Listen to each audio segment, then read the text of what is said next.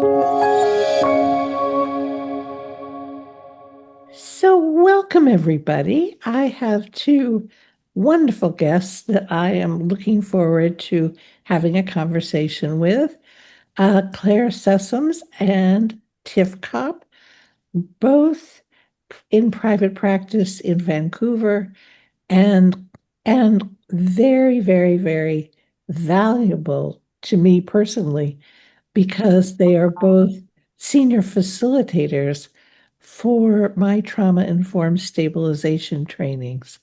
And they are the people who certify um, um, students who have therapists who have trained for over 2 years uh, learning TIST as hopefully as a second language. and uh, and so they both do many things. They both do supervision. Tiff is involved with family services of Greater Vancouver. Yeah. Um, which is a wonderful organization that I've taught for. Clayre has her own podcast. So, so you are a podcast familiar person. Somewhat. I'm learning. Right. Right. So let's chat, okay? Because I really am interested in sharing with people both what the two of you do and how and what TIST means to you and how it integrates with the people you serve and the way you do therapy. Sounds Sounds great. good. Yeah. Yeah. So, so either one of you can start. Tiff, would you like to go or me? I'm happy to, sure. Okay. There's some things to say about TIST and practice, but one of the things maybe I can start with, Janina, is, one of the things that drew me to TIST not only is I feel like TIST, or I needed TIST to do the work I was doing because I work primarily with complex trauma, but what I love about it so much is how non-pathologizing it is. Yeah.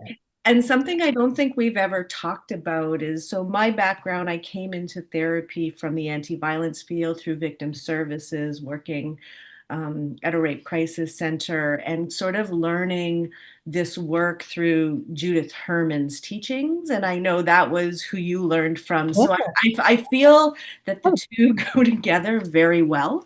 We're part of the same extended family.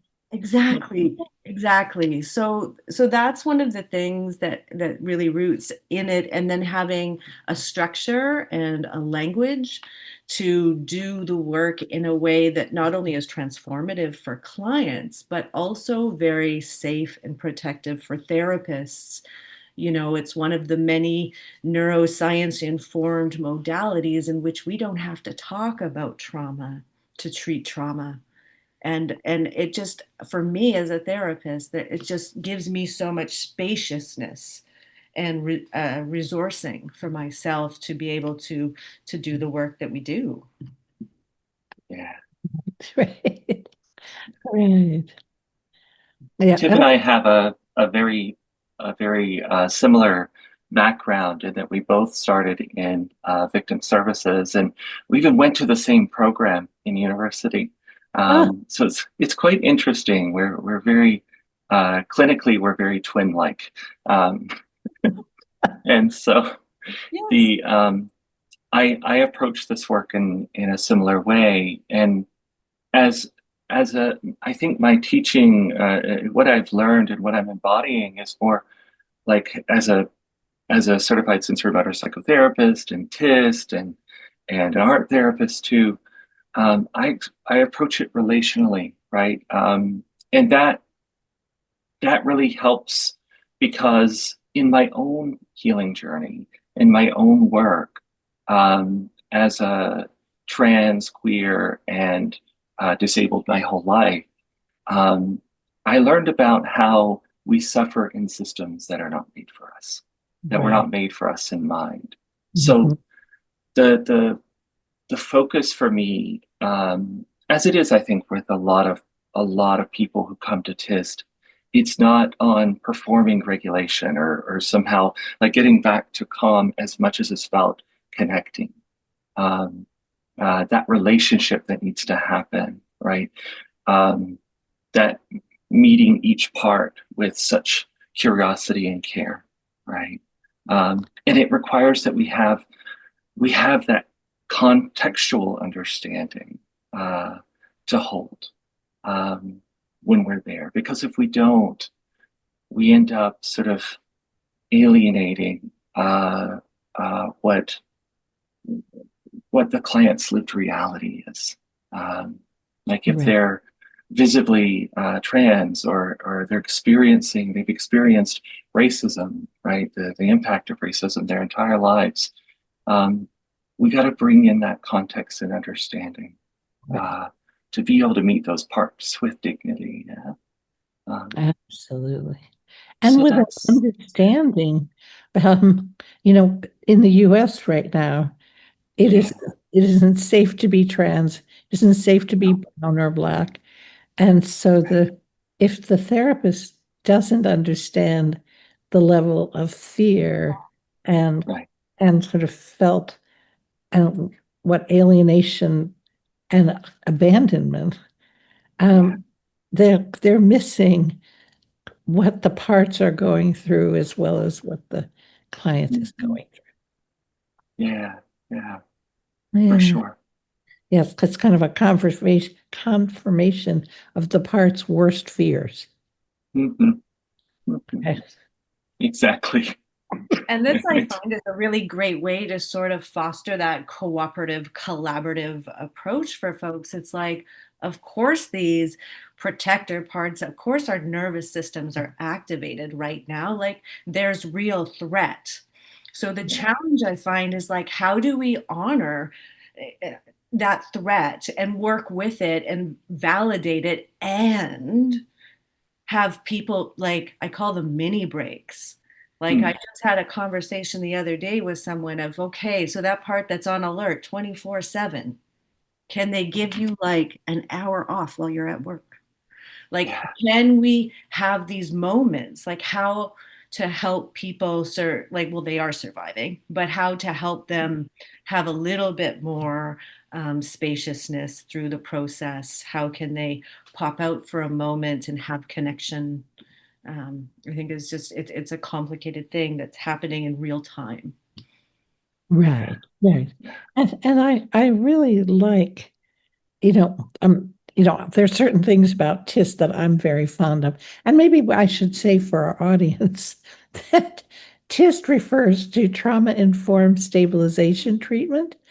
That's TIST is the initials because all trauma treatments have to have initials. Um, and it is a trauma-informed parts approach, which really does, unlike other parts-informed approaches, it, as you guys are saying, it doesn't focus on events. It focuses on how the trauma is still alive in the parts and what they need relationally. right, So I'd love that you use the word relational, Clayre, because it's there's so many, there's the relationship between client and therapist, parts and therapists, and then the most important is the relationship between the client and the parts, which I see as the healing. yeah. Absolutely, yeah. Yeah. The relationship is the stabilization in the TIST acronym, right? That's Right. what I believe. Yeah, Yeah. yeah, Yeah. mm, Yeah. And I like the fact that we can stabilize, we can help people stabilize without um without interfering with the deeper work. Like, because there's been this idea in the field, you either stabilize or you do deeper healing work. Um, you can't do both at the same time. And I just think, well, that sucks Right. because we want lives. And, Mhm.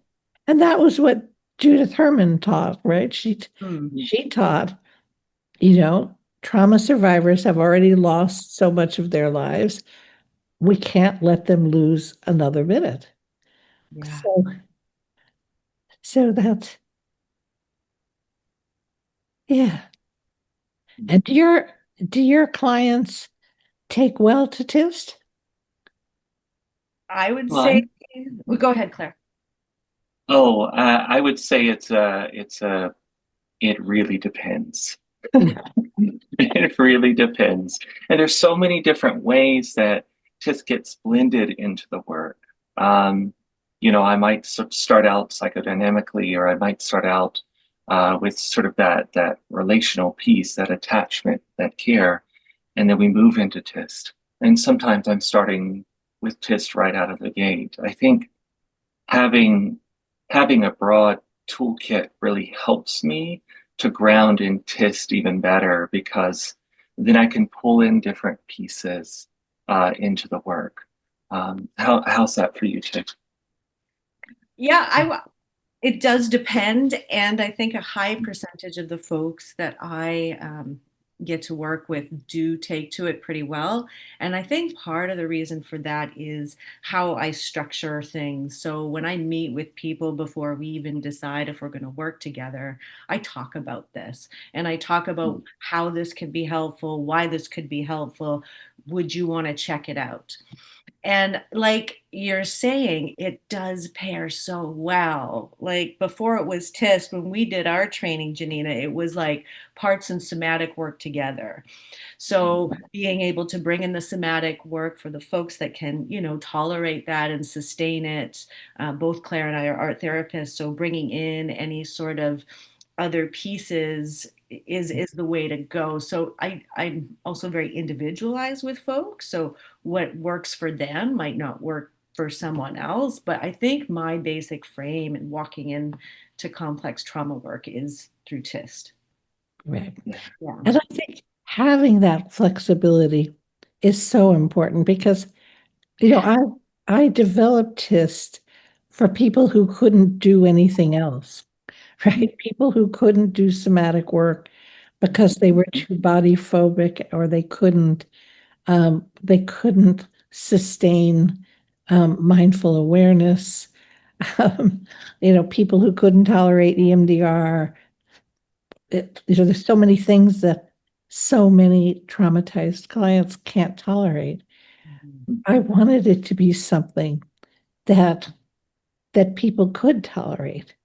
And then as their tolerance grows, they can do other things, right? Or maybe if they don't even have enough tolerance for TIST, maybe art therapy is a better entree. Yeah. It's so drastically different for each nervous system. Uh, I find that with TIST, when I first started using TIST, it was sort of like, okay, I've used all the other tools, nothing is working. Now let's go to parts. And now that I have more years, more of experience, more understanding, and a little more unlearning, and just sometimes showing up not knowing what to do is the most important thing to keep us, curious and engaged. And so sometimes TIST will be at the start of the therapeutic relationship because it's so relational for me. That's how I've metabolized it, right? Yeah. And I can teach the client through our relationship how they can tend to those parts. Right? It's such a natural shift for clients who really can't do anything else. Right. Yeah. Right. Yeah. Right. Yeah.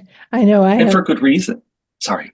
Yeah. I have, I have this client, Annie, who, as you know, I talk Mhm. about often. And she said to me a couple of weeks ago, she said, I don't know, how to relate to my parts. And I said, well, just channel me, like channel the way I relate to you. And and the parts, you know, and she said, "Oh my God, that's exactly it. I have to channel you." And it's actually become even like a deeper relationship Yeah. Yeah. because channeling me is good for her parts, but it's also good for her. Mhm. I love this. I call it with my clients sometimes. I use humor a lot. And so that's the other C quality that Dick Schwartz left out, I guess. Is comedy. Comedy. So comedy is really important. And so we call it the inner therapist. So it's a play on therapist, right? And so therapist is sitting there, right, as the sort of like the inner critic or the fight part is like, what the heck's going on here, right? And then the therapist is like, come on, all right, I know it makes so much sense. And we have this dialogue. We actually play in this way in session so that they can hopefully, right, clients, if you were listening, hopefully, right, take that home and use that as a one more member of the internal family system. I love it. Yes, I definitely think we should add comedy to the eight C's. And this reminds me for our listeners, because of course we know this, um, a TIST integrates um, ideas and techniques from internal family systems, from sensory motor psychotherapy, from hypnosis, anything we can beg, borrow, or steal from other modalities that that benefits the client, which is in It the end takes, the whole yeah, point. it takes a village, Janina. Yeah, right. Absolutely, absolutely. It takes a village to treat a village. It's Mm-hmm. There you go. I yeah. think your point about play, Claire, is really key. And Mm. again, I'm trained in play therapy as well as art therapy. So I would use hands or markers as a way to represent parts. And I was able to order some parts dolls from Karen Andor, another TIST therapist in the UK. Yeah. Um, and I use them. And similar to play therapy, I often talk to the puppet, the Yeah. plushie, as the part of the client, so the client can become the witness, right? They can actually have an experience outside of themselves, which is safer. So Mm. by doing that and modeling that, then clients will come back. So the fight part's a red part. Oh, my red Yeah. part was really active this week. Or the flight Right. part that's orange. Oh, that orange guy, I see them all the time. And just having that extra little piece really helps consolidate for people and get curious and be able to build that awareness.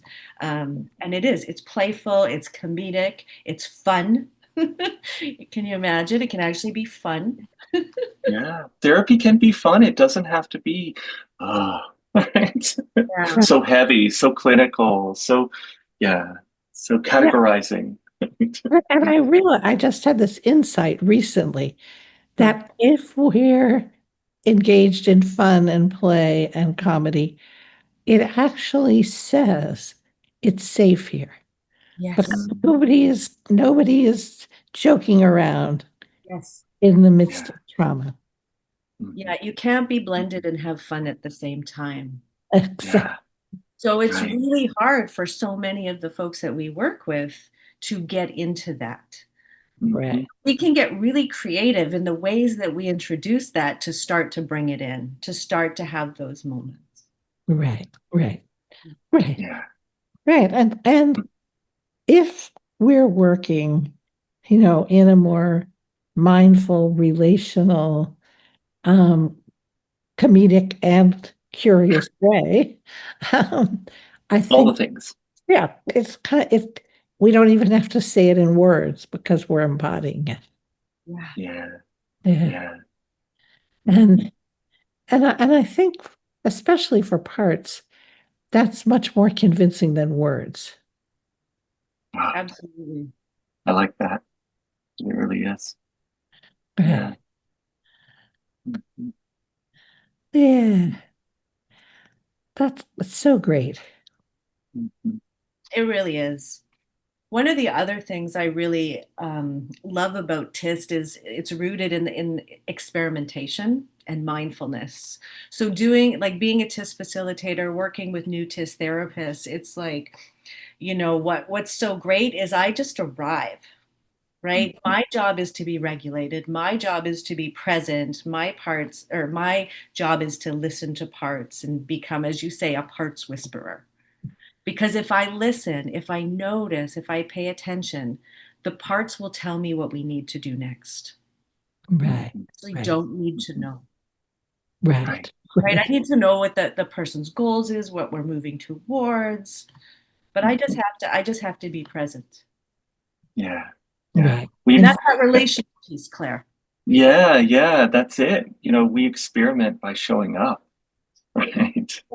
Yeah, and it's yeah, so much more, as you said, it's so much more relaxing than feeling that we have to achieve certain goals or right. or focus on a particular issue.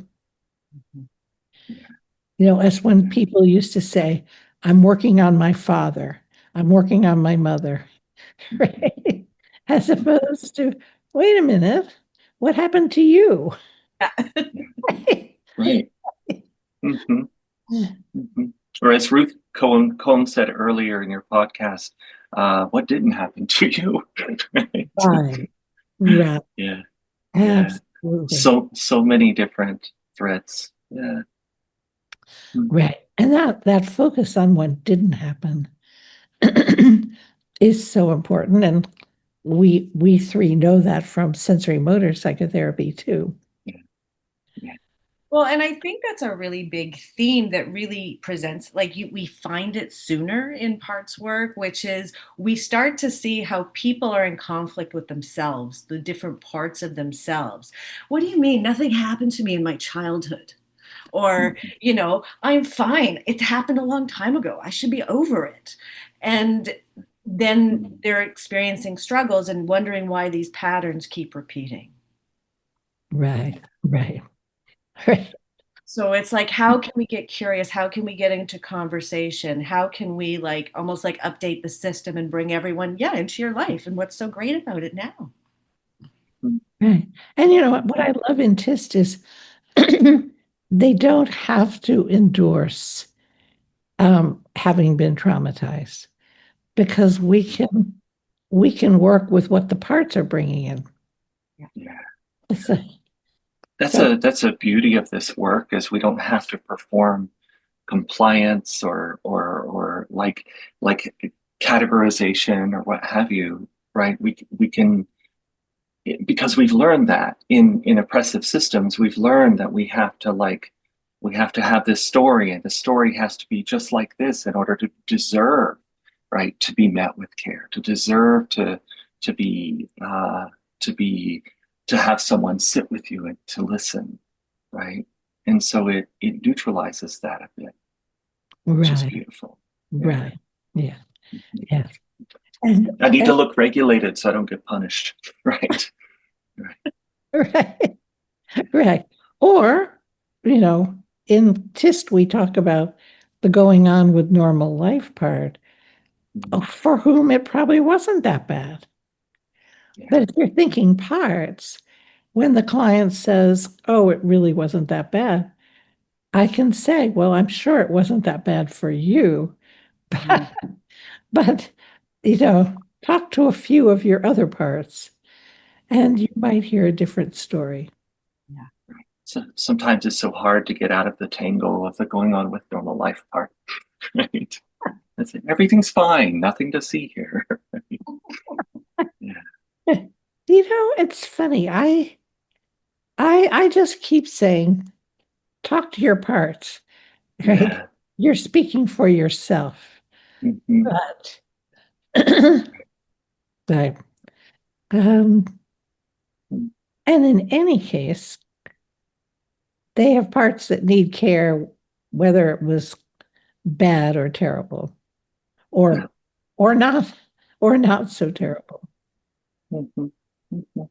A big thing I come up against a lot with people is just not even being able to have the curiosity to turn towards, because the onslaught is just so overpowering, overtaking, overstimulating, all of the things. So really working on like, how can we acknowledge but contain? So really bringing those like phase trauma-informed practices into this work of like, we can acknowledge there's one hurting without feeling those feelings, right? We can just Yeah. keep that closed. So again, helping the protector step back just a little, Right. helping that adults are going on with normal life self forward. Mhm.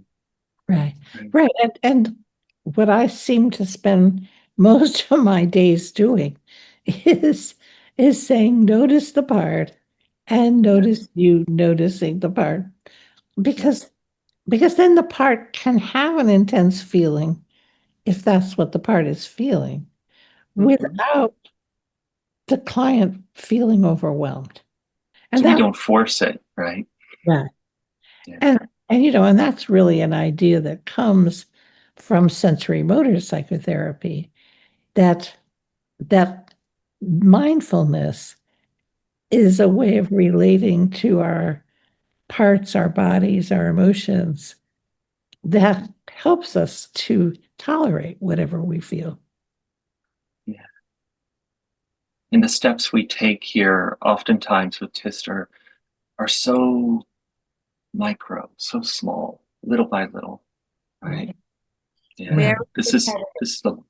Mhm. Right. Do you think that's frustrating for therapists? I think so, because we're in a culture that says that, we have to have fixes, we have to have answers, right? That's what we learn in clinical training. That's what we learn in Western psychotherapy, right? Is that we have to have something, a skill, a skill set, a fix, an idea, right? We have to show up knowing, right? And so I sit with a lot of practitioners who are really frustrated because they can't unlearn that quickly enough to sit with the client and just know nothing, right?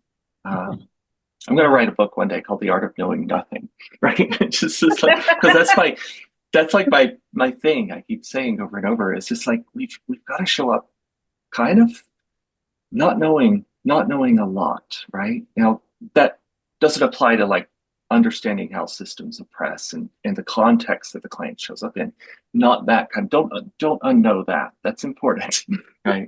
But Yeah. not knowing all those fixes and things that we learned, sometimes that makes it a little more free form, a little more possible, right? And then the client and the parts pick up on that, because if we're settled, right, they're Right. settled a little more, at Right. least, in a perfect world. And it's like an invitation to the parts to show up, Yes. because there, there, there is a sense of invitation. Mhm. And I know you talk about this so much in your training, Janina, of the repetitious nature, given that we're working with people that are mostly not having prefrontal cortexes. So that information's not getting stored. So we need to repeat it so many times. And I think it's one of the biggest pieces of feedback I give therapists learning this model is repetition, repetition. Just because you said it once doesn't mean it's, Mhm. you both know this now. Right. That's right. You need to say it again and again and again. Yes. Yeah. Yeah. Which is, And Sometimes I think it about helps that the as you. therapist, right? We can stay knowing that, knowing the not Yeah. that not knowing, like you say, Clayre, and just knowing the Yeah. repetition is part of what we're doing here. Yeah. It just really frees us up. Something that really grounds me in staying with that repetition is to get rid of the word healing. Get rid of the word, the like we're going to somehow arrive some, the journey, the path, etc. This is so nonlinear, right? This movement that we do, and it's about that. Oftentimes those tiny experiences of restoration. You were talking about rest earlier. It reminded me of the nap ministry, right?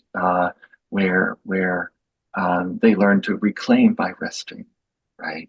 And it's about reclamation, right? Of those those tiny moments that we can recognize ourselves, recognizing parts. But it's if we get rid of healing altogether, we'll probably set ourselves up for success a little better, right? And here I am using those set up, these phrasing, set us ourselves Right, up for right. success. Oh, Right? I'm still doing it. right, right, Right. right. And Yeah. that's why in TIST I define healing as the moment that the individual unconditionally accepts and can love or care about every part. Yeah. Is that Yeah. because I don't think healing it's functioning is great. I'm all for function. But that's not healing. Processing memories is not healing. It's reclaiming your life. Right. Yeah. And reclaiming, I mean, I think it's finding the ability to love yourself, which gets destroyed with trauma. So, so is that definition of healing feel open enough, Clayre? It does. It does. I meet it with a kind of there's a curiosity about, how loving all the parts is so hard. Right? That's so hard. I think that's my response to that is I love that. It's beautiful. It's so hard. It's so inaccessible at times and at decades. These times we're in right now, right? Um, Right. And yeah, it requires being able to have at least fond feelings, even for the parts of us we don't like. I mean, yeah, because you can't equally love all of your parts, right? yeah, Right. yeah. So, see, the kind of the good, bad, and the ugly. Mhm, But there has to be room for all of them. Yeah, and mhm. again, that I find that's a big part of the work. So I acknowledge that, I point that out, and we work with a person not wanting those parts, not liking those parts. So I help differentiate. I understand that you don't Yeah. like what they're doing in your life right now. Mhm. And if you would like to change that, the best way we can do is get to know them and understand where they're coming from. Right. That's where the negotiation, that's where the transformation becomes possible. And it's really Yeah. interesting with different people and different complexities and backgrounds. Like sometimes, these parts just sort of take on new jobs or kind of, hang out back here, whereas some just kind of they're not needed. Right. Like it just depends. And we're always encouraging you're welcome. It's about integration. It's about inclusion. And yeah, some parts I always say to people, the more extreme things that happen to you, the more creative and extreme your parts get and how to deal with that. Oh goodness, yes, I love that. That's great. That is great. Yeah, absolutely. Absolutely. And I love the idea of integration that doesn't require the parts to disappear. Absolutely. Yeah, yeah. Mhm. Because Essential. there's some wisdom in those parts, and even if I dare say, there's a thread of self in each of those parts. Does that resonate? Like, Well, I Well, think they're so important. Like an intellectualizer part. Wow, love that mhm. part. Or a part that has so much compassion and care. Wonderful. Yeah. But if it's a right, submit part or a flight part, and Mhm. they're driving the bus, it's like Yeah. how can we take those great things, but let you, kind of Mhm. take the lead on this. right. Drive your own bus. Right. Right. Right. Right. It's still a kind of devotion though. Like dissociation is devotion. I talk about that. And like um it's a devotion to the whole system, right? That we're working with. It's like, hey, contact closeness is not something I'm going to do right now. So I am going to drive this bus and we are going elsewhere, right? Not here. Not in this session, not in this grocery store, wherever it is. Right. Yeah. Yeah. Right. I can respect what you want to do to Mm-hmm. to create, you know, safety in a self-destructive way, but I'm not going to let you do it. Right, right. We could recognize that as that self and devotion piece, that little thread, but that, that bus might actually go somewhere we don't want it to Right. Right. go. Mhm. Absolutely. Absolutely. Well, I have to say, um, working with the two of you as a client must be so great. I can, you know, I, I can see, and I'm definitely going to be adding comedy to the IFS C qualities. Yes, right on. Right. Um, right. Can we teach parts to be to be comedic too? Um, If they have that kind of disposition or flexibility, yeah, yeah, yeah, it's yeah. probably, yeah, it And depends. And I, I mean, the other thing that I think is so important, which has to do with who's driving the bus, Mm, is is for the parts to begin to feel safe. yeah, And then they can relax, and then they're not as extreme and reactive.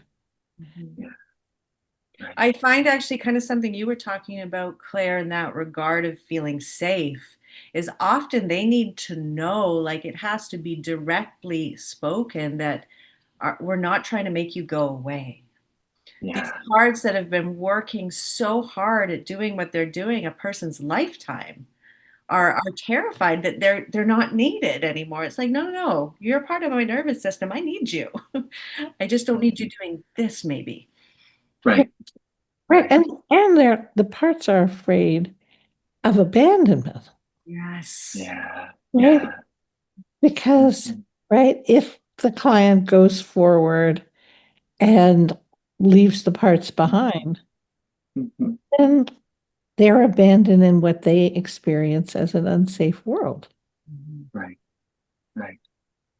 So Mhm. they're not going to take well to that. Yeah, for sure. Yeah. For sure. Well, this If was you're finished. if you're laughing, you're not going to drive that bus anywhere that unsafe. Right? You're going to have to slow down. You're going to have to pull over a bit. Right? Um, Right. yeah. Yeah. Yes.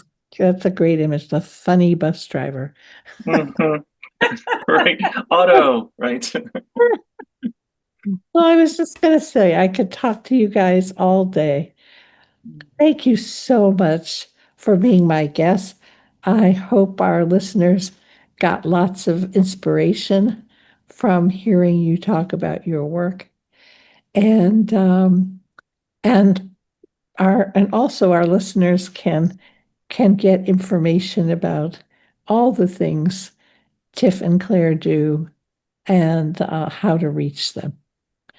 So thank you guys for coming. Thank you, Janina. It was a pleasure.